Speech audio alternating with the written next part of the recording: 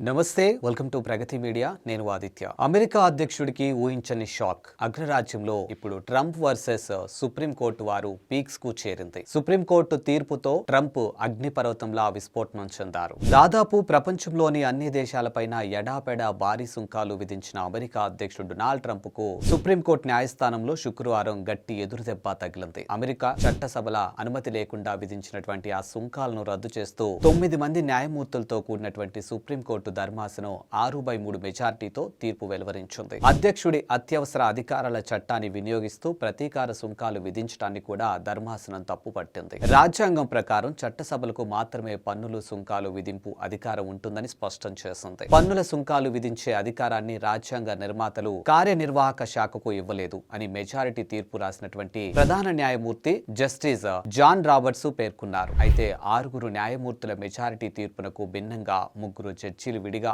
అసమ్మతి తీర్పును రాశారు. టారిఫ్ విధానంలో మంచి చెడ్డలు ఎలా ఉన్నప్పటికీ అధ్యక్షుడి నిర్ణయం చట్టబద్ధమేనని, గతంలోనూ ఈ తరహా చర్యలు తీసుకున్నారని 3 జడ్జీలు పేర్కొన్నారు. ప్రభుత్వ విధానాలకు అనుగుణంగా భారత్ పై అదనంగా విధించినటువంటి సుంకాలను, ప్రతీకార సుంకాలను సుప్రీంకోర్టు నిర్ణయం దేశానికి అవమానకరం. ఆ జడ్జీలను చూసి సిగ్గుపడుతున్నా. వారి తీర్పు నన్ను తీవ్రంగా నిరాశపరిచింది. ఇక ధర్మాసనం విదేశీ ప్రభావానికి గురైనట్లుంది. ఈ కోర్టును ఏదో ఒకటి చెయ్యాలి. వివిధ దేశాలపై సుంకాల విధింపులో వెనక్కి తగ్గేదే లేదు. అంతర్జాతీయ ఆర్థిక ఆధారాల చట్టంలోని సెక్షన్ 122ను ఉపయోగిస్తూ ప్రపంచ దేశాలపై అదనంగా 10% సుంకం విధిస్తా. భారత్ తో కుదిరినటువంటి ఒప్పందానికి వచ్చే ముప్పేమీ లేదు. ప్రతీకార సుంకాలు రద్దు కావటం వల్ల సగానికి పైగా భారత ఎగుమతులపై 18% అదనపు సుంకాల భారం తొలగనుంది. దీంతో అత్యధిక ప్రాధాన్యత దేశాలపై విధించే ప్రామాణిక సుంకాలు మాత్రమే భారత్ కు వర్తించే అవకాశం ఉంది. ఇక మిగిలిన ఎగుమతులపై IEEPA సెక్షన్ 232 కింద సుంకాలు కొనసాగుతాయని, ఉక్కు,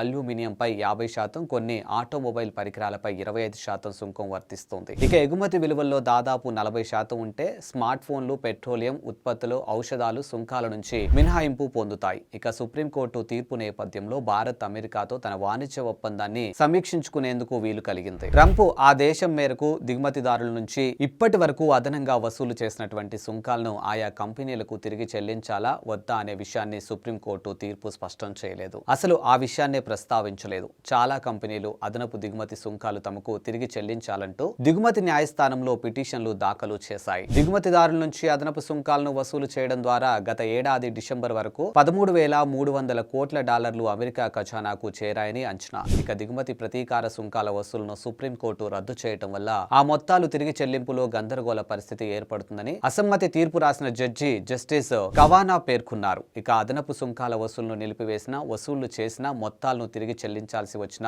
ట్రంప్ ప్రభుత్వం ఆదాయం అంచనాలు తలకిందులయ్యే అవకాశం ఉంది. ఇక వచ్చే 10 ఏళ్లలో అదనపు సుంకాల వసూలును నిలిపివేసిన, వసూలు చేసిన మొత్తాలను తిరిగి చెల్లించాల్సి వచ్చినటువంటి ట్రంప్ ప్రభుత్వం ఆదాయం అంచనాలు తలకిందులయ్యే అవకాశం ఉంది. వచ్చే 10 ఏళ్లలో అదనపు సుంకాల వసూలును బిలియన్ కోట్ల డాలర్ల మేర ఉంటాయని అంచనా. ఇక సుప్రీంకోర్టు తీర్పుపై అమెరికాలోని దిగుమతి కంపెనీల సంఘాలు హర్షం వ్యక్తం చేశాయి. అమెరికా సుప్రీంకోర్టు తీర్పుతో బ్రిటన్, జపాన్, యూరోప్ సమైక్య, మలేషియా, ఇండోనేషియా, వియత్నాం, భారత్ ఇతర దేశాల్లో అగ్రరాజ్యం కుదుర్చుకున్న వాణిజ్య ఒప్పందాలన్నీ కూడా నిరార్థకంగా మారనున్నాయి. ఇక ఆయా దేశాలు ఈ ఒప్పందాలను బుట్టదాఖలు చేసే అవకాశం ఉంది. ఇక ట్రంప్ ఇదే తరహా సుంకాలను అంతర్జాతీయ అత్యయిక ఆర్థిక అధికారుల చట్టంలోని సెక్షన్ 301, సెక్షన్ 232 కింద విధించేందుకు ప్రయత్నించవచ్చు. అయితే అందుకు ప్రజామోదం మళ్లీ పొందాల్సి ఉంటుంది. తత్ఫలితంగా జరిగే జాప్యం మళ్లీ న్యాయపరమైనటువంటి సవాల్ను లేవనెత్తే అవకాశం ఉంది. ఆయా సెక్షన్ల కింద విధించే సుంకాలన్నీ దేశాలకు ఏకరూపంగా వర్తించవు. తాజా తీర్పు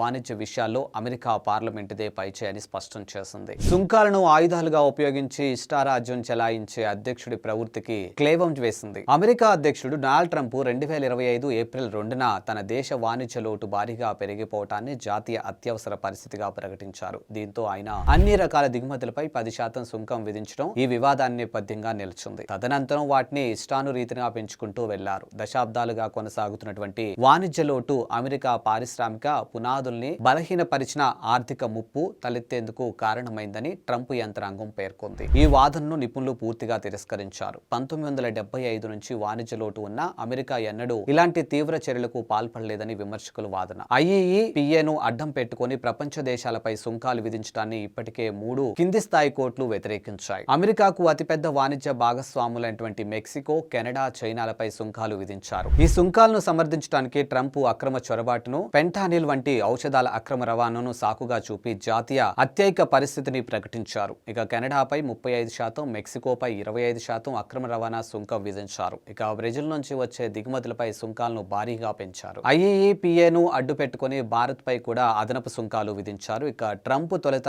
భారత్ చేసే ఎగుమతులపై 25% సుంకం విధించారు. రష్యా నుంచి భారత్ చమురు కొనుగోలు చేస్తుందన్న కారణం చూపి అదనంగా మరో 25% సుంకం విధించారు. దీంతో భారత్ పై సుంకాలు 50%కి చేరాయి. ఈ నెలారంభంలో భారత్, అమెరికా ఒక వాణిజ్య ఒప్పందం కుదుర్చుకున్నాయి. రష్యా నుంచి చమురు కొనుగోలు ఆపేస్తామని ప్రధాని నరేంద్ర మోదీ హామీ ఇచ్చారని, ఆ కారణంగా భారత్ పై సుంకాలను 18%కి తగ్గిస్తున్నామని ట్రంప్ ప్రకటించారు. సుప్రీంకోర్టు తీర్పుతో సుంకాల విధింపుపై అధ్యక్షుడు ట్రంప్ వెనక్కి తగ్గాలి. అయితే ఇప్పటికీ అంతటి దూకుడుతో కాకుండా కాస్త నెమ్మదించే అవకాశం ఉందని అమెరికా అధికార వర్గాలు పేర్కొన్నాయి. ఇక సుప్రీంకోర్టు తీర్పు తన ప్రభుత్వ నిర్ణయానికి భిన్నంగా ఉంటే దేశ ఆర్థిక వ్యవస్థపై తీవ్ర ప్రభావం పడుతుందని అధ్యక్షుడు ట్రంప్ ఇదివరకు హెచ్చరించారు. ఇక అమెరికా ఉత్పత్తులపై భారీ సుంకాలు విధిస్తున్న వివిధ దేశాలపై ప్రతీకార సుంకాలు విధిస్తామనే హామీతో ట్రంప్ ఎన్నికల్లో విజయం సాధించిన విషయం తెలిసిందే.